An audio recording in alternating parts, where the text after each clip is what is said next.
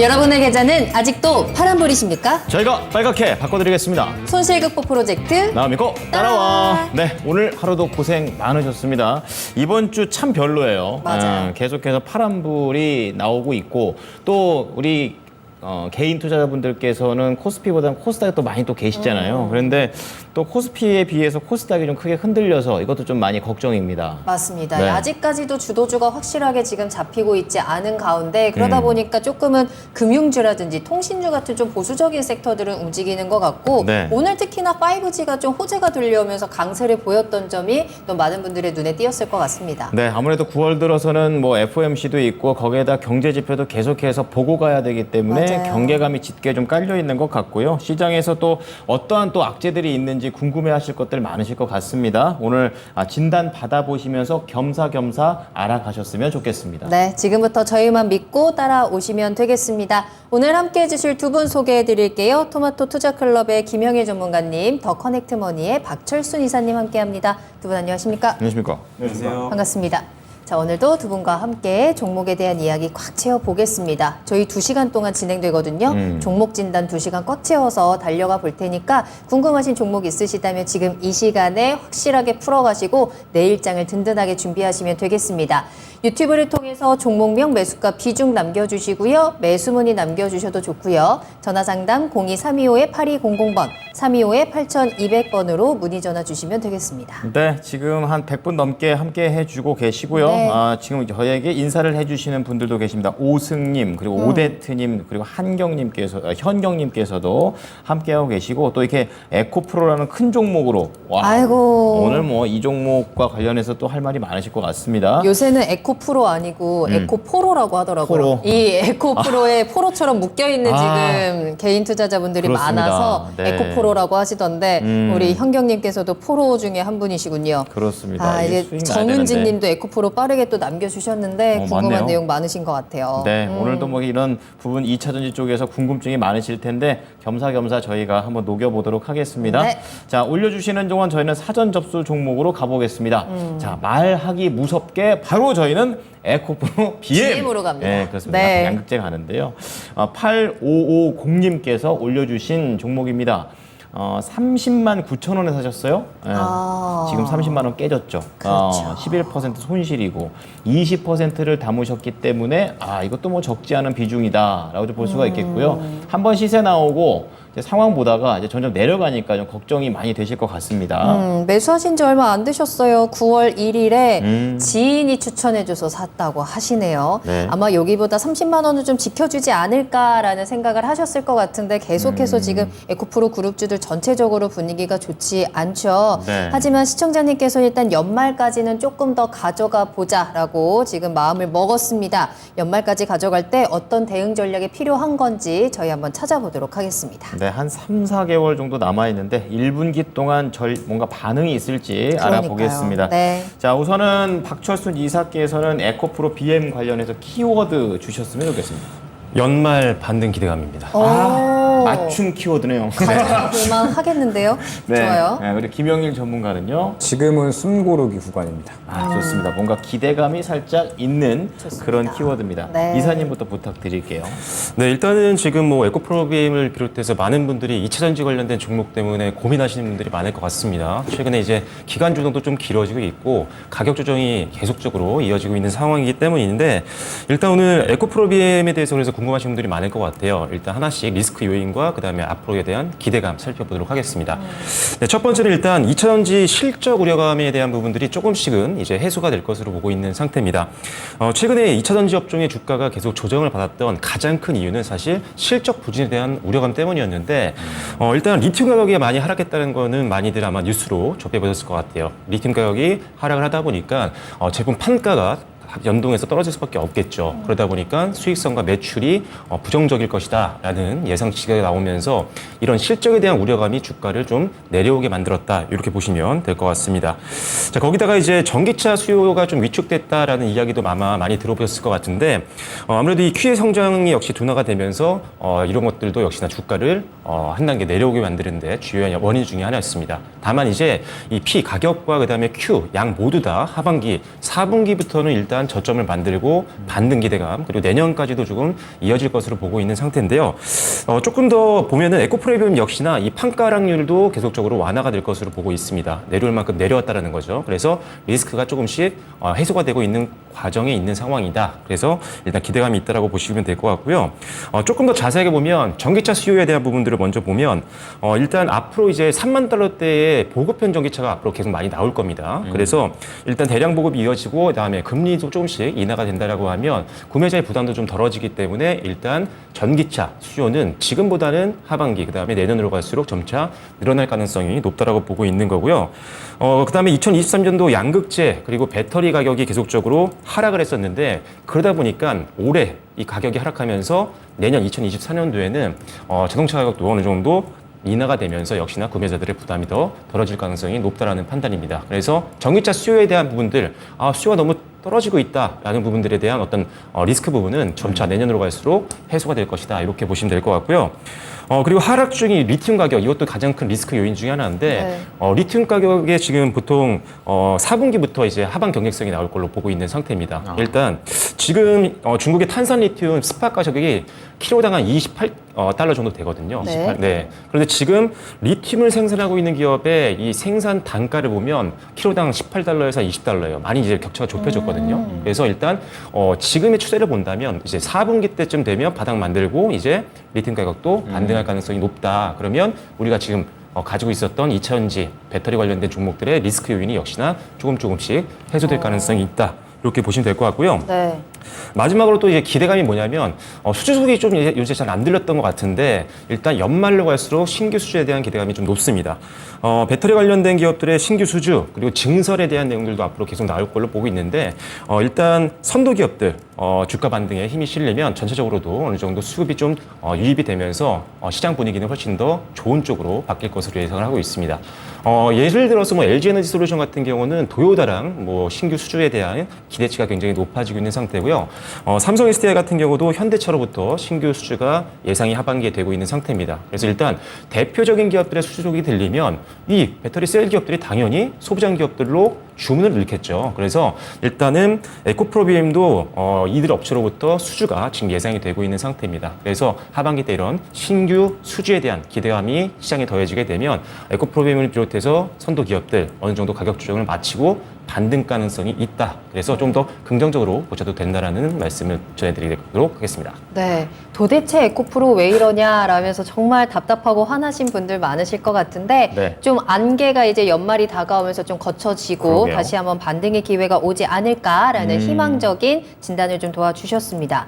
자, 그러면 김영희 전문가님의 키워드도 들어봐야 되는데요. 지금은 숨 고르기 구간이다. 숨 고르고 조금 더 강하게 튀어오를까요? 일단 뭐 강하게 튀어오를 거는 조금 봐야 될 것 봐야 같고 되고. 일단 숨을 얼마나 좀 잘 고르느냐 이게 이제 중요할 것 같아요. 숨 고르기 구간이다라고 하면 결국에는 많이 이제 올라갔었고 많이 올라간 상황에서 이제 다시 한번 힘을 모아가는 구간에 진입을 했다 생각을 해주시면 될 것 같습니다.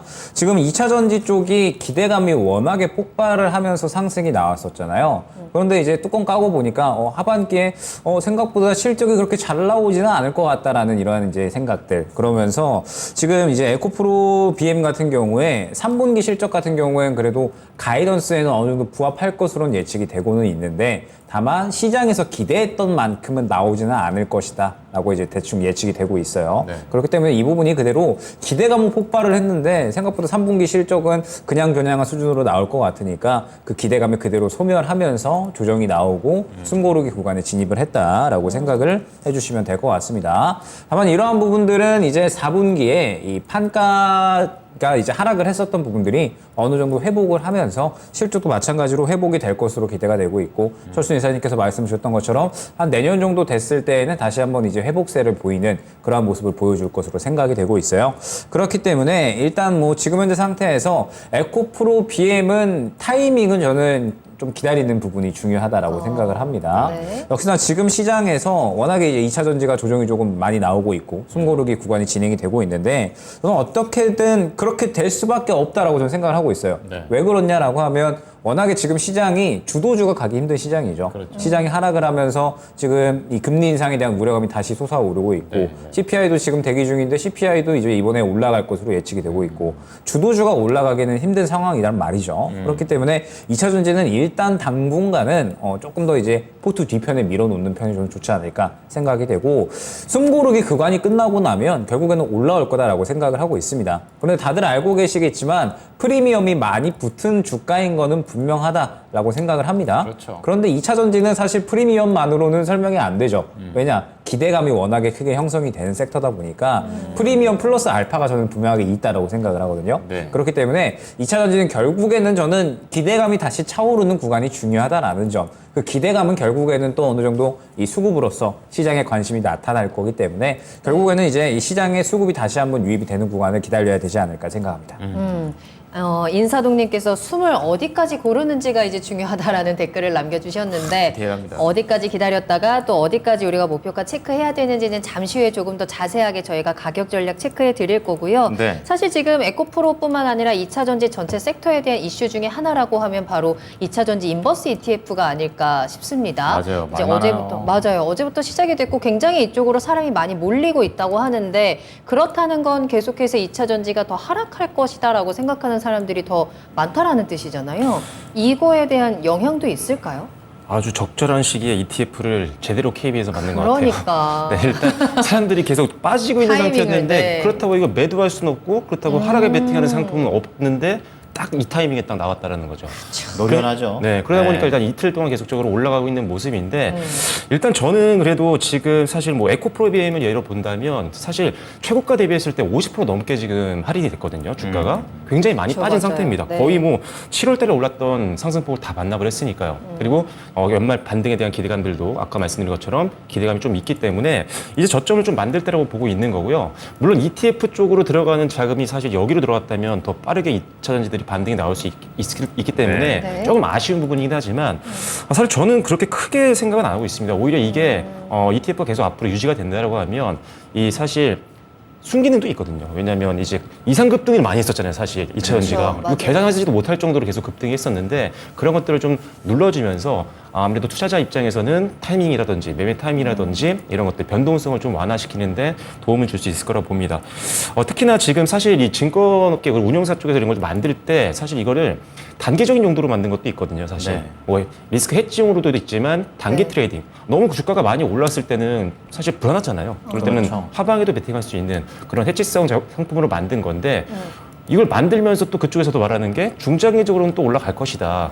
일반 상품들, 레버리지 상품이라든지 네, 정방향에 베팅하는 종목들이 분명히 갈 것이다. 그래서 이거는 단기적으로나 또는 해중으로 쓰면 상당히 유용한 상품이니까 너무 부정적으로만 보지 말았으면 좋겠다. 이런 이야기도 나왔었거든요. 저도 개인적으로 그렇습니다. 오히려 투자처가 넓어졌기 때문에 네. 단기적으로는 단기적으로는 조금 2차 전지에는 조금 단기적으로 부정적인 영향을 줄 수 있겠지만 앞으로는 아마 2차 전지를 더 투자하는데 여러분들의 선택폭이 넓어졌다고 보는 거니까요. 일단 단기적으로만 조금 악재로 받아들이시고 오늘 잠시 후에 가격 전략 말씀드리겠지만 개별 종목들이 가지고 있는 저점만 잘 지켜준다라고 하면 네. 이제 연말엔 좀 담아갈 때라고 생각을 합니다. 그래요. 이 ETF에 대해서는 어떻게 활용하느냐에 따라서 우리 투자자들의 또 이익과 실이 좀 달릴 것 같고요. 그럼 에코프로비엠 저희 가격 전략 한번 체크해 보겠습니다. 연말에 좀 기대해 볼 수 있는데 어디까지 목표가 볼 수 있을까요? 네, 지금 화면상으로 보시면 아시겠지만 현재 종가 밑에 가장 큰 매물대가 있습니다. 한 5, 6개월 정도 주요 1 매물대인데 일단 여기만 잘 지지해 준다라고 한다면 조금 더 저가 매수세 들어오면서 반등 힘이 좀 실릴 것 같아요. 그래서 지금 매물대 하단 부분인 한 25만 원 정도 선을 손절가로 보시면 될 것 같고요. 그다음에 목표가는 전고점을 일단 1차적으로 잡아드렸습니다. 그래서 35만 원인데 여기 뚫어주면 사실 좀 더 상승 룸이 좀 열려 있거든요. 그래서 여기 뚫으면 또 길게는 뭐 45만 원 다시 한번 도전을 해보셔도 좋을 것 같습니다. 네, 네. 연말에 조금 더 높은 목표가 체크해 주셨습니다. 자, 이어서 김영일 전문가께도 궁금한 게 이제 저는 이 시청자님께 좀 더 포인트를 맞추고 싶어서 연말까지 보신다니까 에코프로 BM이 연말까지 가면 지금보다 위에 있을까 아래에 있을까 참 이거 맞춰보셔야 되는 그런 상황이 되겠는데요. 저는 시기를 정하는 것보다는 네. 그때의 상황을 보고 대응을 하셨으면 좋겠어요. 연말에. 그러니까 이 종목을 내가 언제까지 들고 가야지, 네. 이때까지 들고 갈 거니까 추가 매수를 해야지, 이런 식으로 약간 두루뭉실하게 생각을 하시기보다는 그때그때 시장 상황에 맞춰서 저는 대응을 해야 될 종목이다라고 생각을 합니다. 네. 왜 그러냐라고 하면 말씀드렸듯이 지금 에코프로 그룹주나 포스코 그룹주들 다 마찬가지겠지만 프리미엄이 많이 붙어있는 주가란 말이죠. 그렇기 때문에 결국에는 기대감이 형성되는 구간에 진입을 해야 어느 정도 대응이 가능하다라고 저는 생각을 합니다. 그러면 지금 현재 상태에서 그냥 연말까지 단순히 들고 가야지라고 생각을 하기보다는 기대감이 형성되는 구간에 대응을 잘 해서 추가 매수까지도 고려를 한 다음에 목표가를 이 정도까지 설정을 해서 빠져나와야지 라는 좀 상세한 전략으로 진행을 하셔야 어느 정도 이 에코프로 BM에 대한 또 적절한 대응이 이루어지지 않을까 생각을 하고 있거든요. 네. 지금 에코프로 BM 같은 경우에도 저도 많이 떨어졌다라고는 생각을 해요. 고점 58만 4천 원에서 지금 27만 5천 원이 돼버렸으니까 굉장히 크게 하락을 한 건데 사실 시청자님께서는 그렇게 크게 걱정할 만한 단가는 아니신 것 같아요. 지금 문제가 되는 건 이 윗구간에 잡아놓으신 분들이지 그렇죠. 바닥권에서 잡아놓으신 분들은 그렇게 크게 문제는 저는 되지 않을 것이다라고 생각을 하고 있거든요. 네. 그렇기 때문에 일단은 하락폭을 약 한 저는 20만 원 초반까지도 좀 생각을 해야 된다라고 생각을 합니다. 거기까지? 왜냐하면 지금 이 CPI가 이번에 반등을 하고 그러면서 FOMC까지 결과가 안 좋게 이어지면서 파월 의장이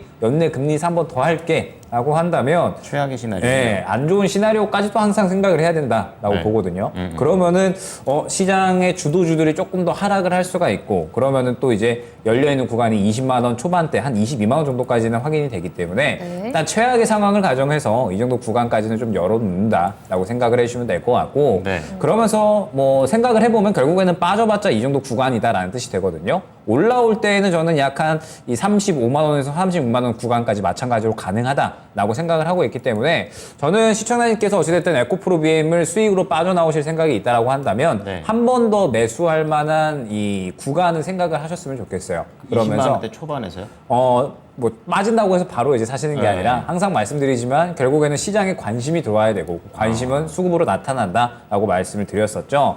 제가 보기에는 에코프로 BM이 어느 정도 상승이 나오기 위해서는 딱 요 정도의 수급 앞선 구간에 요 정도의 수급만 다시 한번 유입이 된다라고 했을 때 충분히 한 35만 원에서 36만 원 정도까지는 상승이 가능할 것 같거든요. 네. 그러면 그 정도 수급 들어왔을 때 한번 추가 매수를 진행을 하시면 오히려 이 종목은 좀 수익으로 빠져나올 수 있지 않을까라고 생각을 해서 네. 시청자님께서는 어차피 또 단가를 낮게 잡아 놓으셨기 때문에 시간을 좀 길게 보고 시장에 관심이 들어가는 타이밍, 수급이 들어가는 타이밍에 추가 매수해서 수익을 보고 빠져나오자라는 전략으로 생각을 해보시면 될 것 같습니다. 네. 그래서 조금 더 상세하게 가격 전략을 말씀을 드리면 일단은 지금은 당장에 추가 매수를 하시지는 마시고 목표가는 일단 한 36만 5천 원 정도 그 다음에 손절가는 제가 아까 한 20만 원 초반대 말씀을 드렸었죠. 조금 네. 더 라이브하게 봐서 23만 원 정도로 생각을 해주시면 될 것 같습니다. 그 정도 박스권 정도 구간 생각을 하시고 수급이 한 차례 들어올 때 추가 매수해서 빠져나오는 전략으로 안내를 드리도록 하겠습니다. 한 가지만 더요. 지금 채팅창에서는 에코프로에 대한 질문들이 워낙에 많이 올라왔기 때문에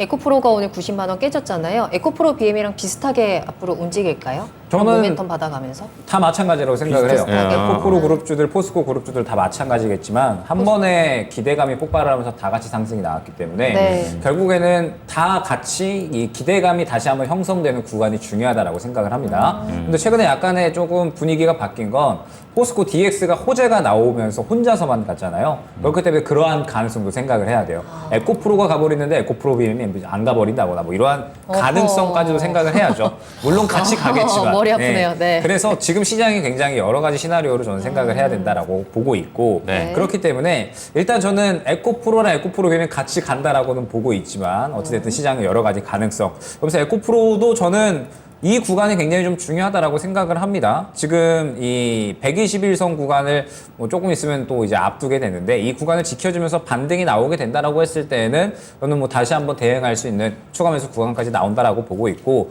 만약에 이 구간을 이탈을 하게 되면 또 굉장히 이 하락폭이 좀 열려 있다 보니까 일단 지금은 시장의 악재가 조금 더 우회한다라고 생각을 하거든요. 그러면은 일단 최악의 시나리오까지 생각을 해놓고 우리가 대응 전략을 꾸려 나가야 되지 않을까 생각을 합니다. 네. 연말에 한번 저 2차 전지고 관련해서 공개 방송 한번 해주세요. 헤어져 하고 예고. 네, 예고. 수급 네. 한번 들어올 때 네, 그때 궁금해요. 그때 추가 매수 하실 수 있는 분들은 제가 일괄적으로 네. 한번 안내를 드려봐도 좋을 것 같아요. 아, 오, 네. 섭외했습니다. 좋네요. 네. 저 잘했죠, PD님. 그러면은 에코프로 비행과 관련해서 두 분의 의견 정리해 드리겠습니다. 그래도 연말까지 봤었을 때는 나쁘게 생각하시는 것 같지 않습니다. 두 분 다 보유 의견이시고 박철순 이사께서는 연말 반등에 대한 기대감 이렇게 얘기하시면서 목표가 35만 원 그리고 손절가 25만 원 제시하셨고요. 그리고 김영일 전문가는 지금은 숨고르기 구간이다 이렇게 얘기하시면서 단조롭게 기간으로만 승부 걸지 말고 그때 상황에 맞춰서 좀 해야 된다. 공개 방송 예정돼 있습니다. 2달 뒤에. 자, 목표가 38만 5천 원, 36만 5천 원, 네. 손절가 23만 원 제시해 드렸습니다.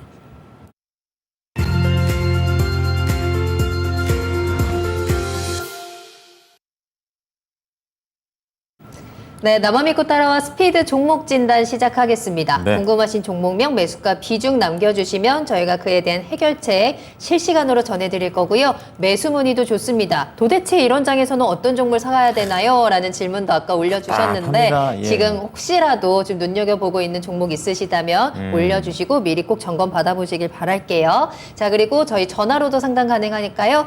02-325-8200번, 325-8200번으로 전화 주시면 되겠습니다. 네, 살려님 5천 원 감사합니다. 5천 원 감사드립니다. 좋아요. 열심히 더 하겠습니다. 네. 자, 그러면 첫 번째 종목으로요. 오스코텍 보겠습니다. 진스님께서 올려주신 종목인데요. 뉴진스 아니고 아, 진스. 그렇군요. 여기서도 어제 그 엔터의 그런 후폭풍이 아직까지 남아있나 봅니다. 우리 진스님께서는 오스코텍인데 네. 31,200원에 30%. 비중 왜 이렇게 많습니까? 자, 왜 빠지나요? 이렇게 좀 말씀을 하셨는데 네. 예, 뭐 높을 때 사셨 게 있네요. 그렇죠? 예, 그런 상황이기 때문에 좀 보셔야 될 것 같고 이 오스코텍이면 아무래도 뭐 AI, 뭐 신약 뭐 이런 쪽에 좀 관심이 많으신 것 같은데 좀 주도주가 지금 공백을 보여주는 가운데 또 이쪽도 좀 움직였었기 때문에 앞으로 어떤 수급에 따라서 움직여야 될지 어떤 모멘텀이 있는지 알아보겠습니다. 네. 박철순 이사께 여쭤보죠. 오스코텍입니다. 네, 근데 뭐 이게 왜 빠졌냐 하면 지금 안 빠진 종목이 없습니다. 이번 주 그렇죠. 들어와서 사실. 맞아요. 그러니까 개별적인 문제는 아닌 거죠. 네, 뭐 특별히는 없고요. 일단은 당연히 차익 매물 때문인데 지금 아시다시피 외국인들과 기관들이 대다수 이번 주 들어와서 차익 실현을 하는 종목들이 굉장히 많습니다. 당일날 뭐 이슈가 있지 않았던 종목들 같은 경우는 고가권에 있었던 종목들은 여지없이 무너진 경우가 많았는데 일단은 요거는 뭐 개인적인 오스코텍의 악재가 있는 건 아니기 때문에 일단 기대감은 아직 남아있다라는 점 말씀드리도록 하겠습니다.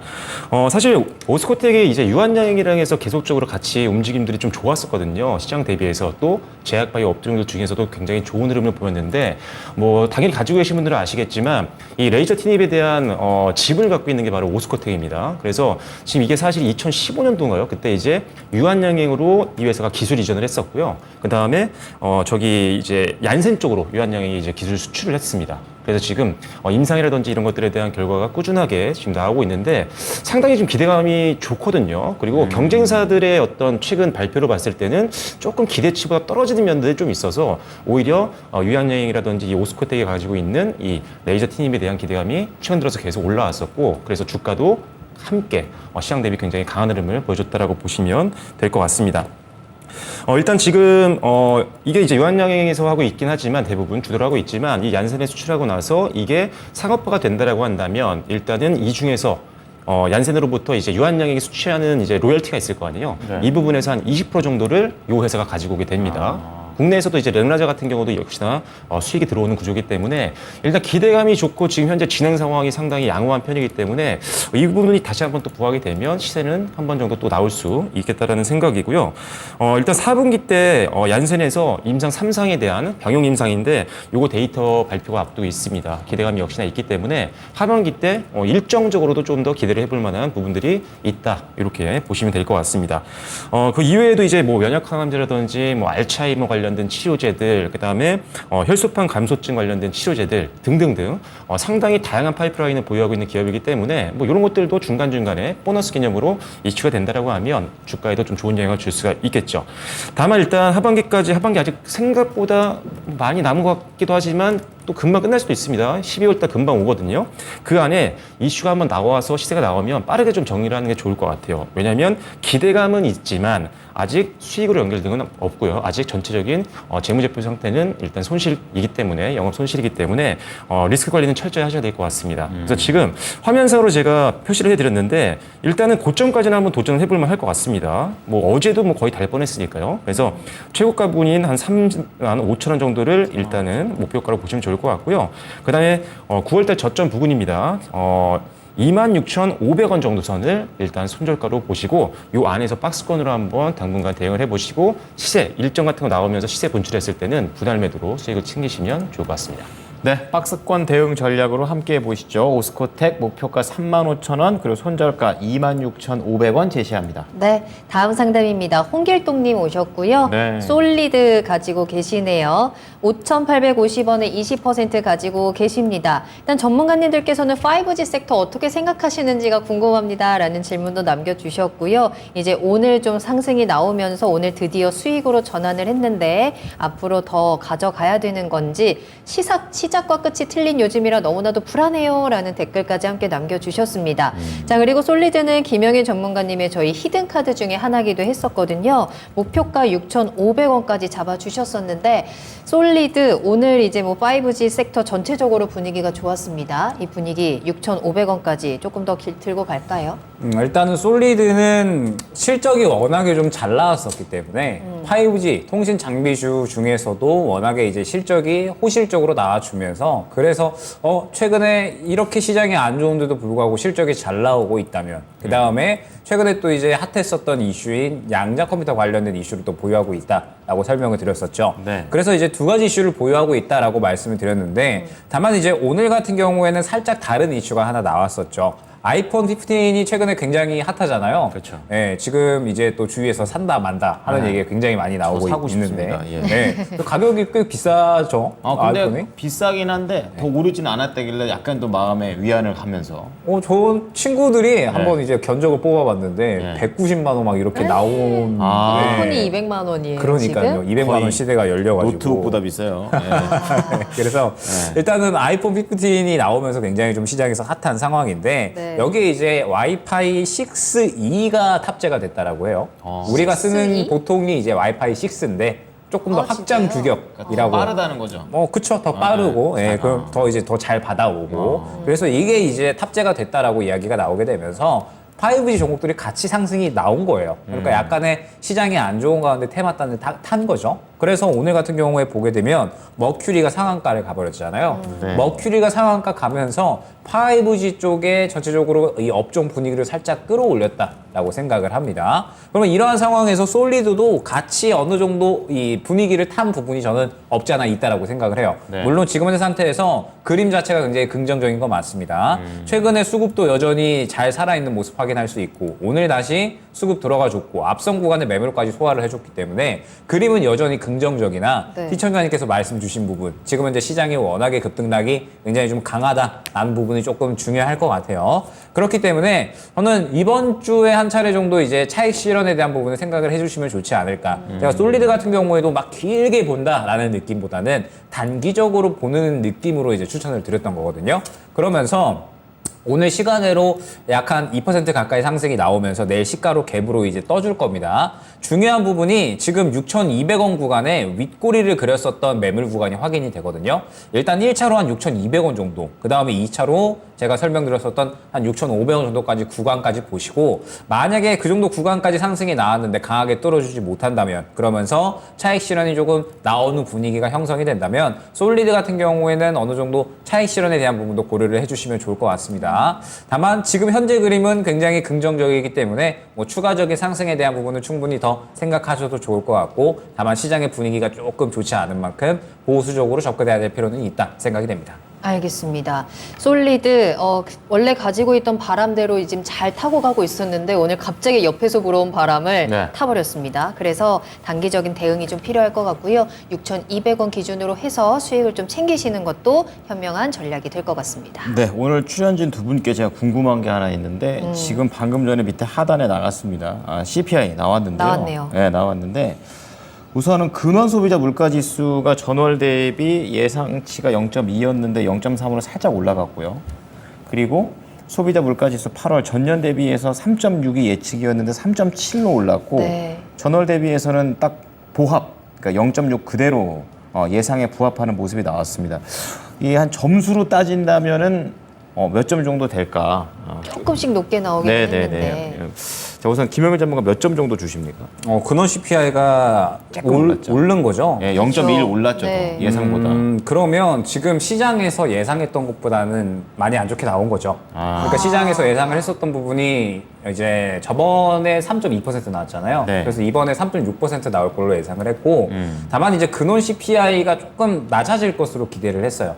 네, 근원 CPI가 약한 그렇군요. 네. 저번 대비해서 0.4% 정도 낮아질 것으로 생각을 했고, 그래서 근원 CPI가 낮아진다라고 하면 이번에 CPI가 반등이 나온다라고 하더라도 그래도 어느 정도 연준에서는 근원 CPI 내려갔으니까 이 부분을 좀 고려를 해주지 않을까. 기대감을 분명하게 가져가는 부분이 있었는데 지금 이렇게 근원 CPI까지 올라갔다라고 한다면은 이 부분은 시장에서 분명하게 악재로 작용을 할 수가 있겠죠. 네. 지금 현재 상태에서 유가가 지금 계속해서 하반기까지 네. 좀 길어지면 내년 초까지도 반등할 것으로 예측이 유가도, 되고 있는 맞아요. 상황이고 유가도 문제예요. 네, 예. 그런 상황에서 지금 물가가 올라간다라고 한다면 최근에 잭슨홀 미팅에서 이제 파월 의장이 뭐라고 이야기를 했었냐 결국에는 또 이제 데이터 보고 결정을 하겠다라고 이야기를 했잖아요. 네. 지금 이 미국의 경제가 어찌됐든 연착륙에 대한 기대감에 계속해서 좀 끌어올리고 있고 경제가 튼튼하다라는 신호가 나오고 있기 때문에 네. 아마 이러한 부분들을 생각을 했을 때 결국에는 뭐 지금 현재 상태에서 요거는 조금 이제 악재다라고 봐야 될 것 같아요.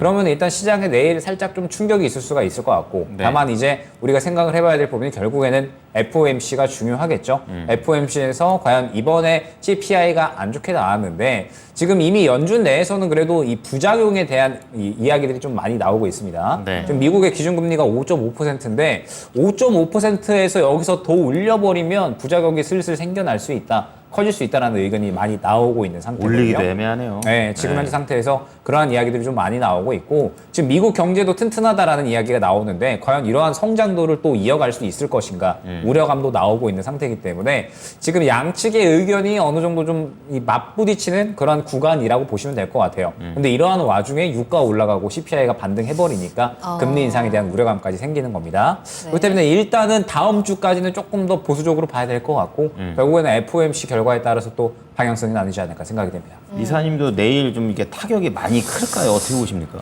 일단 지금 지난달에도 그랬지만 최근 이제 7월 이후에 계속 발표했을 때마다 이게 예상치를 좀 상회를 했었잖아요. 네. 그래서 일단은 저는 개인적으로는 지금 유럽 시장 움직이는 거 보더라도 아주 크게 민감할 것 같지는 않은데 약간의 추가 하락은 조금 예상을 해야 될 것 같아요. 그래서 네. 일단 앞서 김영일 전문가님 말씀하신 것처럼 이번 주는 조금 그래도 공격적인 베팅보다는 조금 현금을 좀 가지고 있는 것들은 반등이 확실히 나올 때까지는 조금 가지고 계시는 전략이 좀 더 좋을 것으로 보고 있습니다. 일단 그래도 CPI라는 단기적인 일정이 좀 소멸은 됐기 때문에 네. 또 이런 해소 측면에서 또 주가가 더 크게 밀릴 것 같지는 않으니까요. 일단은 잠시 내일은 좀 관망하면서 반등을 좀 더 기다리는 전략으로 가시는 게 좋겠습니다. 네. 또 내일이 또 옵션 만기일 아니겠습니까? 내일 준비 좀 단단하게 해보셔야 될 것 같은데요. 네. 지금 이 시간을 꼭 활용해 보시는 게 중요할 것 같네요. 궁금하신 종목들 지금 바로 남겨주시고 전화 상담 주시면 조금 더 자세한 이야기 나누겠습니다. 02325-8200번 열어둘게요. 네. 자, 다음은 우리 월청님께서 SBS 콘텐츠 허브라는 종목을 사셨는데요. 좀 네. 가격이 좀 있습니다. 산 다음에 오늘 많이 떨어진 올랐는데. 건데. 6,500원에 8%입니다. 네. 근데 사셨던 가격을 대략 보면은 이제 사신 다음에 이제 딱 확 떨어진 거죠. 그렇기 때문에 우선은 다시 매수가가 올 수 있을까? 그게 가장 궁금하실 것 같고요. 그게 매수가가 온다면 좀 더 욕심내서 방금 저 뒤에 있는 큰 산 보이십니까? 저기까지 좀 가볼 수 있는 건지 네. 거기까지 알아보도록 하겠습니다. 자, 이사님, SBS 콘텐츠 허브 오늘 어떻게 좀 전망하십니까? 네, 일단은 지금 SBS 컨텐츠 허브를 비롯해서 뭐 SBS 같은 경우도 가지고 있는 분들 상당히 조금 답답한 흐름들이 이어지고 있죠. 너무 이제 할인을 많이 받고 있는 종목이다 보니까 성장에 대한 어떤 기대감은 있는데 내 마음처럼 주가는 잘 안 올라가고 있는 대표 종목들 중에 하나인 것 같습니다. 그래서 이번에 좀 그래도 약간 SBS 쪽에서도 이제 지배구조 개편을 통해 가지고 다시 한번 어떤 메가 컨텐츠 기업으로 한번 한번 도약을 한번 해보겠다 이런 의지를 좀 보여주고 있거든요. 그래서 일단 SBS에서 SBS 컨텐츠 허브를 완전 자회사로 이제 편입을 합니다. 그래서 비율까지 나왔죠. 합병비율이 나왔고 연말 안에 될지는 확정적인 건 아닌 것 같은데 스튜디오 S 같은 경우도 이제 합병을 통해서 뭐 스튜디오와 컨텐츠 제작 이런 것들을 하나로 묶어서 상당히 좀 경쟁력을 높이려는 그런 것들로 좀 보입니다. 아무래도 이제 통합 구조로 가는 이유가 이제 합쳐서 이제 시너지를 좀 내겠다 이런 건데 이게 이제 제가 봤을 때는 이제 지금까지 과도하게 할인됐던 주가의 어떤 이런 부분들을 좀 낮춰줄 수 있을 것 같거든요. 그래서 일단 저는 개인적으로는 중장기 관점이라면 사실 긍정적으로 보고 있는 편이긴 합니다. 특히나 이제 SBS 컨텐츠 허브 같은 경우도 사실 미디어 쪽에 불안감들이 좀 있었지만 글로벌 OTT 쪽에서 사실 판매 매출이 잘 나오고 있거든요. 그래서 이런 부분들도 단기적인 게 아니라 중장기적인 거고 워낙 또 라인업들도 탄탄한 드라마들도 대기를 많이 하고 있기 때문에 네. 일단 실적에 대한 기대감은 점차적으로 좀 높아질 것으로 보고 있는 상태입니다. 자, 다만 이제 지금 주가가 아직은 갇혀 있는 상황이다 보니까 기술적으로도 좀 약간 대응을 하셔야 될 것 같은데 너무 아쉬운 게 한 6,500원이 매수 주가신데 딱 항상 6,400원, 350원 여기 가면 딱 고점 찍고 지금 벌써 계속 밀리고 있는 박스권 모습을 보이고 있단 말이죠. 네. 그래서 오늘도 또 빠질 것 같기도 합니다. 그래서 만약에 오늘은 시장 대비는 상당히 좋은 흐름 보였지만 지금 제가 화면에 그려드린 이 가격권 박스권 안에서 당분간은 갇힌 흐름이 나올 수도 있기 때문에 한번 고가권에서 시세가 한번 나왔을 때는요. 한번 비중을 줄여셨다가 약간 손실해도 약간 뺄 필요는 있습니다.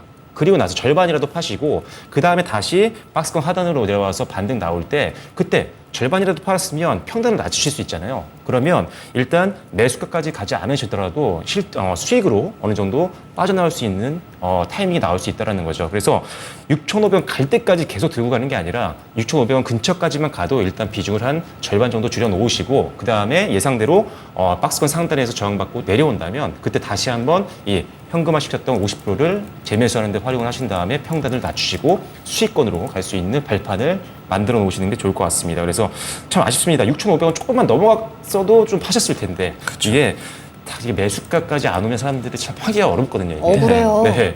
정말 어려운 지금 억울한 차트긴 합니다. 네. 지금 제가 왜 봐도. 샀나 싶고 약간. 네, 예. 그래서 조금만. 그래도 회사 자체가 좋고 저점은 지금 완벽하게 만들어져 있는 상태이기 때문에 이 박스권 전략만 하더라도 충분히 수익으로 나올 수 있는 종목이니까요. 비중 조절만 고가권에서 한번 해주시면 그리고 저가권에서 다시 한번 추가 매수하셔서 평단만 낮추시면 충분히 수익으로 나오실 수 있을 것 같습니다. 그 하단 가격만 한번 알려주실래요? 네, 하단 가격은 5,500원 정도입니다. 네. 자, 박스권 전략이고요. 상단에서는 비중 축소, 하단에서는 추가 매수해서 단가 낮춰서 다시 한번 수익 낼 수 있는 재도전. 근데 이제 상단 가격이 6,500원이고요. 하단 가격이 5,500원입니다. 수익이 충분히 안 나서 좀 아쉽지만 그래도 잘 핸들링 하셔서 나온 다음에 좀 더 돈 될 수 있는 종목으로 가주셨으면 좋겠습니다. 네, 다음 상담입니다. 박준동님 오셨군요. 항상 1등으로 또 출석 체크해 주셨던 분인데 감사합니다. 오늘 예, 종목도 감사합니다. 진단 도와드리겠습니다. LG전자 가지고 계시네요. 예. 10만 622원에 비중 15% 가지고 있습니다. LG전자 오늘 반등이 좀 세게 나왔죠? 그쵸. 5% 상승하면서 10만 4,200원. 지금 차트만 보자면 이제 오늘이 반등이 좀 크게 나왔기 때문에 이제 바닥을 좀 확실하게 탈출하는 건가 싶기는 하거든요. 시청자님 매수하신 가격도 그럼 나쁘진 않은 것 같은데 앞으로는 어떻게 될까요? 앞서 말씀드렸던 이 에코프로 BM의 숨고르기 구간이 네. 이제 LG전자에서 비슷하게 나왔다라고 보시면 될 것 같아요. 그런데 LG전자 같은 경우에는 숨고르기 구간이 어느 정도 마감되고 바닥 잡아준 다음에 오늘 의미 있는 흐름이 나와줬죠. 그렇기 때문에 이제 고개를 틀어줄 수가 있는 겁니다. 그러면 LG전자가 오늘 왜 이렇게 좋은 움직임이 나왔냐, 시장이 안 좋은데도 불구하고 역시나 이 실적에 대한 부분인 것 같아요. 2분기까지 실적이 이제 안 좋을 것이다라는 이야기들이 계속해서 나왔었지만 이번 3분기에는 실적을 어느 정도 회복해 줄 것이다라는 기대감이 커지고 있습니다. 전체적으로 이제 뭐 3분기에 여러 가지 뭐 비용을 절약을 한다라든지 그러면서 또 뭐 판매 전략을 다시 한번 끌어올리면서 3분기에 실적이 올라와 줄 것으로 기대가 되고 있는 상황이고 그 다음에 LG전자가 또 최근에 이제 이 마그나하고 합작 공장을 설립을 하는 그런 이제 이야기가 또 하나 나왔었기 때문에 이 부분이 또 전장 부분의 실적이 더해지면서 3분기 실적이 회복이 될 것으로 기대가 되고 있다 생각을 해주시면 될 것 같습니다. 그러면 이제 이러한 이 실적에 대한 부분에 대해서 시장이 안 좋은데도 불구하고 분명하게 관심도가 올라와 줬고 시장에서 충분히 좋은 수급으로 반응을 해줬다라고 저는 생각을 하거든요.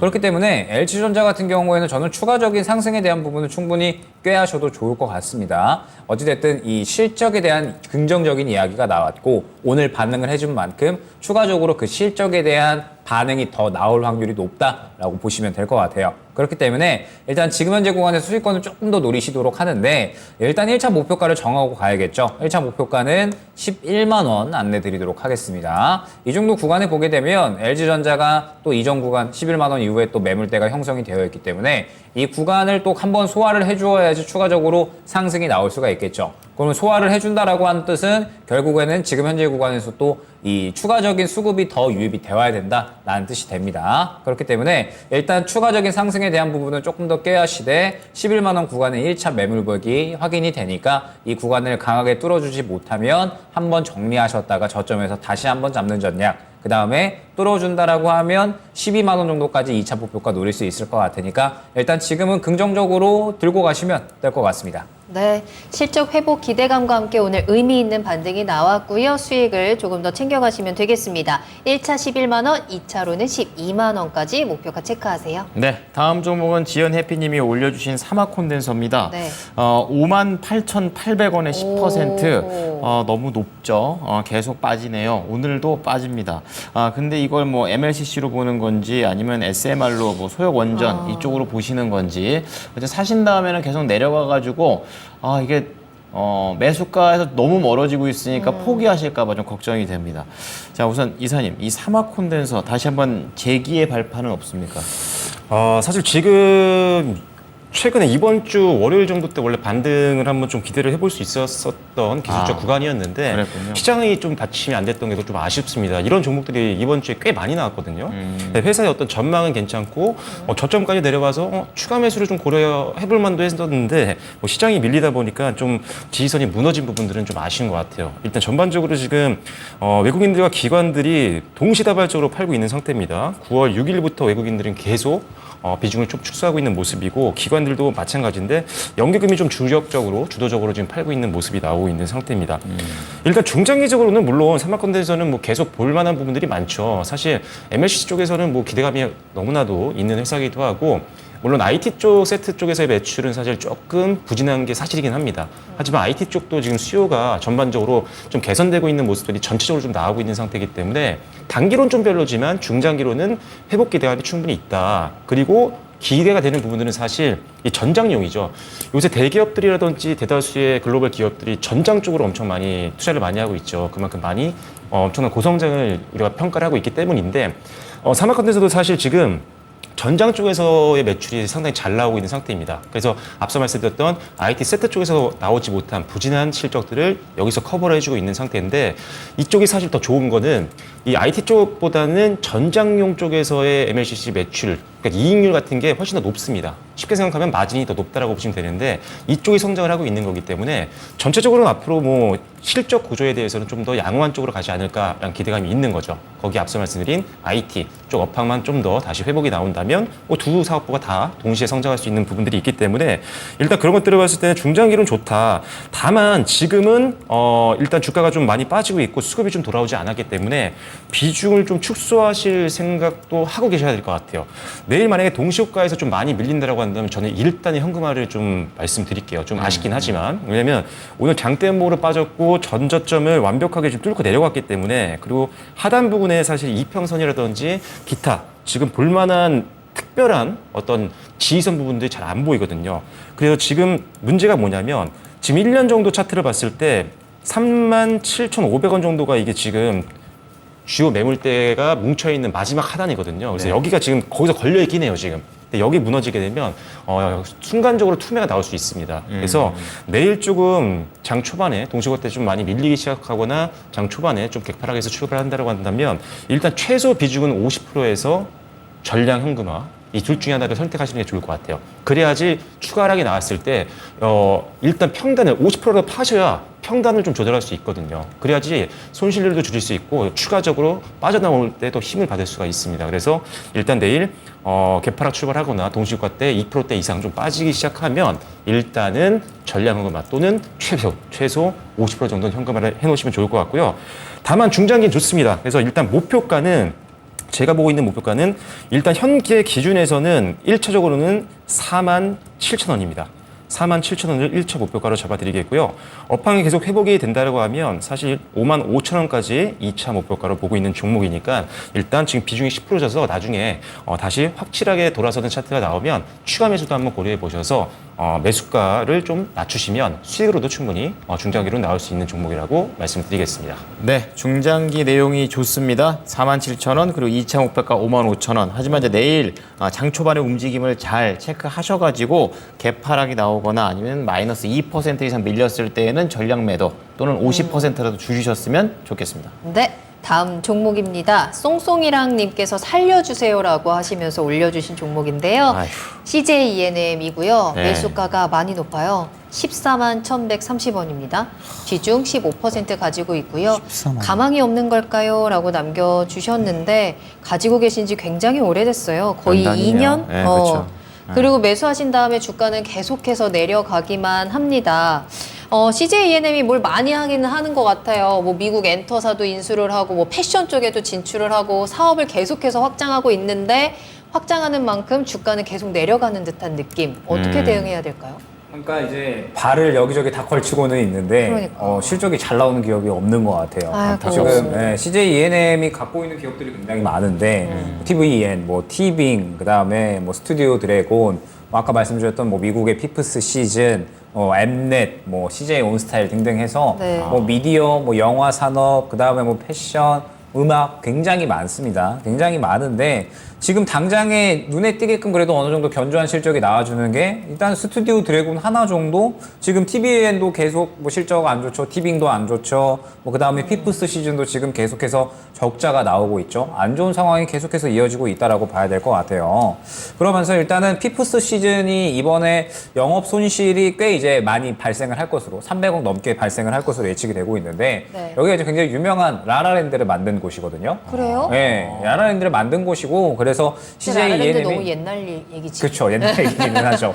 그래서 굉장히 이제 CJ ENM이 미국에다가 조금 더 이제 컨텐츠를 더 이제 유통을 하겠다라는 이 원대한 포부를 가지고 인수를 한 건데 실적이 지금 계속해서 좋지 않아지고 있어요. 그 다음에 뭐 지금 최근에 뭐 광고 같은 경우에도 뭐 실적이 지금 계속해서 안 좋아지고 있는 상황이고 광고 부분도 티빙 같은 경우에도 지금 유료 가입자가 올라오기는 했는데 여전히 적자가 발생을 하고 있는 상황이라고 보시면 될 것 같습니다. 그러면서 CJ ENM 같은 경우에 또 올해 이 제작하겠다라고 이야기를 했었던 편수가 피프스 시즌에서 약간 24편에서 28편 정도가 되는데 지금 턱도 없다라고 보시면 될 것 같아요. 예, 지금 현재 상태에서는 적자 계속해서 이어질 것으로 보여지고 있고 영화 같은 경우에도 굉장히 좀 야심차게 더문 내놨는데 참패를 했잖아요. 더문이 51만 명이 나왔거든요. 있었는지도 몰랐네요. 관객수가. 예. 그래서 이런. 올해 내놓은 작품 중에 손실이 가장 커요. 그래서 전체적으로 지금 이 불안 요소들이 더해지고 있는 상황에서 일단 CJ ENM이 이제 이 갖고 있었던 음악 부분에 빌리프 랩이라고 하는 기업을 하이브에 이제 매각을 했습니다. 그래서 일단 현금 한 1,500억 정도를 확보를 했는데 다만 이 부분이 그렇다고 지금 당장에 실적이 끌어올려질 수 있는 부분은 아니겠죠.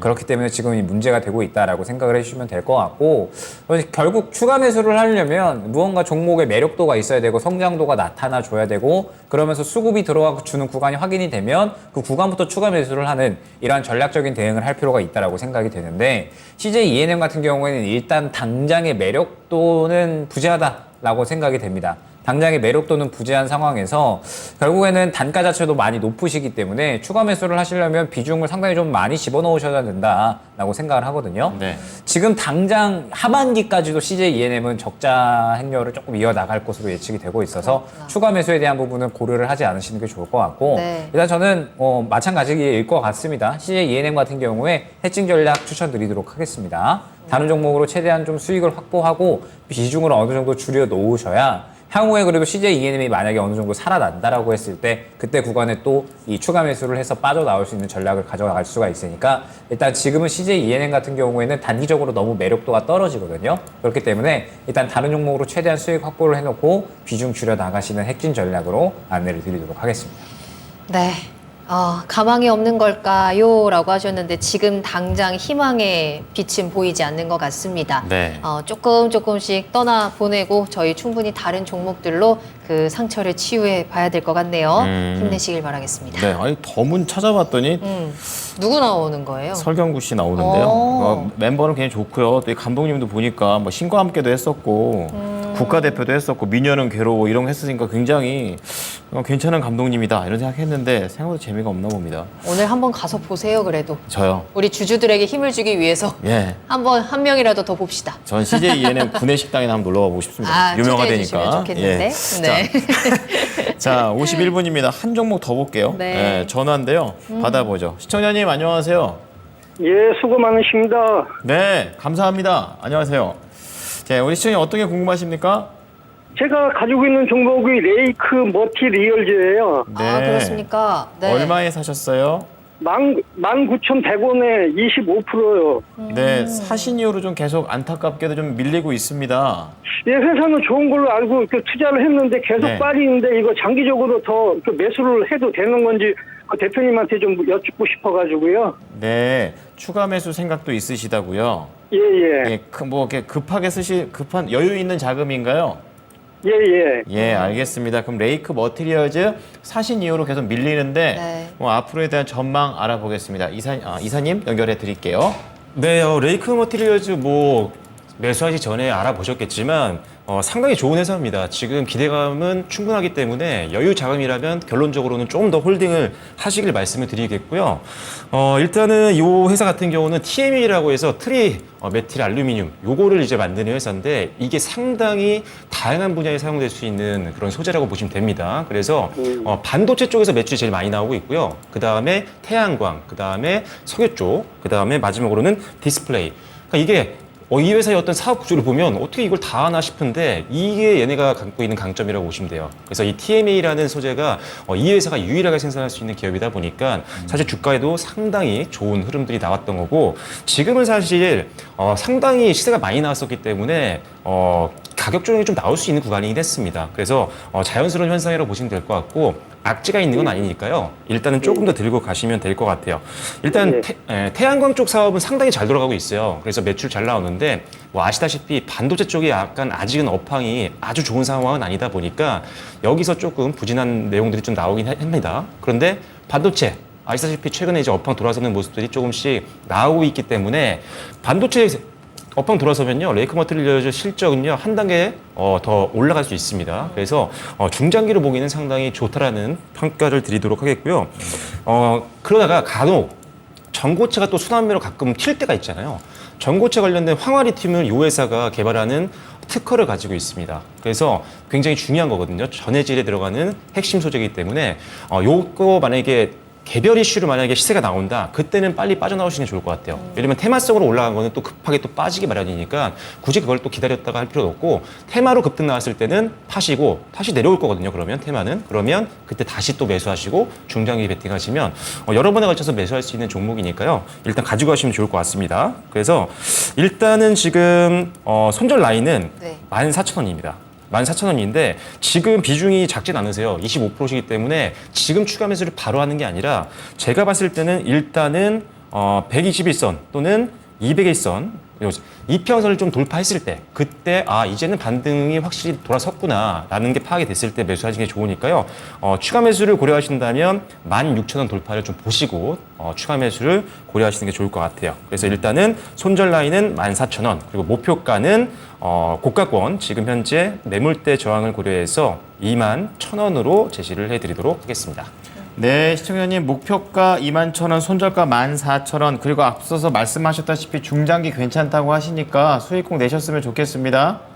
예, 감사합니다. 고맙습니다. 네, 감사합니다. 레이크 머티리얼즈였습니다. 네, 자 이렇게 해서 1부 종목 진단은 여기까지 하도록 하고요. 저희 2부에서도 종목 진단 달려가 보겠습니다. 네. 여러분들께서는 쉬는 시간 이용해서도 궁금한 내용 남겨주시고요. 2부 첫 번째 종목은 특별 진단으로 두 분의 의견 모두 들어볼 수 있는데 오늘은 고려 아연 한번 살펴보도록 할게요. 그렇습니다. 자, 고려 아연에 대해서 궁금하신 분들께서는 채널 고정하시고 2부도 함께 해주시면 되겠습니다. 저희는 잠시 후에 돌아오겠습니다. 계속해서 나만 믿고 따라와.